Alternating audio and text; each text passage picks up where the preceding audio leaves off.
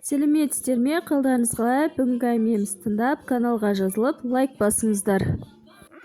Келін деген кім? Яғни келген кісі. Дәстүр бойынша келін қонақ демейді, қыз бала қонақ деп, жат-жұрттық деп қалыптасқан. Ал келін қонақ емес, ол шаңырақтың берекесі мен ырысы, ұрпақ жалғастырушы, сол үйдің айрандай ұйытып отырған бір адамы. Жалпы былай айтқанда, қазіргі заманда мен ата-енеме анау міндетті емеспін, мынау міндетті емеспін деген өте көп болып кетті. Жалпы бұрыннан да бізді ата-енеге қызмет ету деген бар. Әрине,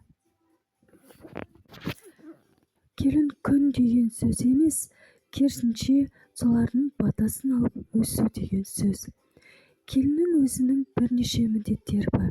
Ол бала тәрбиесіне араласу, үй жұмыстарына араласу, тамақ істеу, және де сол қара шаңырақтың құт берекесін ұстап отыру. Ертеде ата-бабамыз айтқан, жаққан отынды сөндіре көрме, келін жан дейді. Яғни сол шаңыраққа тастай батып, судай сіңу керек деген сөз. Қазіргі заманда өте көп негативті сөздер айтып жатады.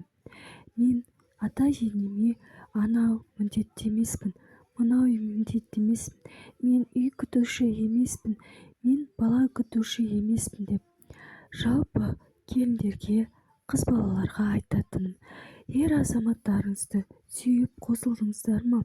Соның тағдырына, сол үйдің берекесіне, сол үйдің талаптарына көну керек. Әрине, көну керек деп өзіңді жоғалтып алу емес, өзіңді де бірге қосып алу жүру. Әйел адам бақытты болса, айдаласының бәрі де бақытты болады. Жүрегі тыныш болған сайын өте мейірімді, жан-жағына нұрын шашып тұрады. Сондықтан да әйел адам ол ана, әйел адам ол ұрпақ жалғастырушы, жаңа ғылым, білім, жаңа заман қалыптастырушы, жаңа ұрпақ тәрбиелеушісі.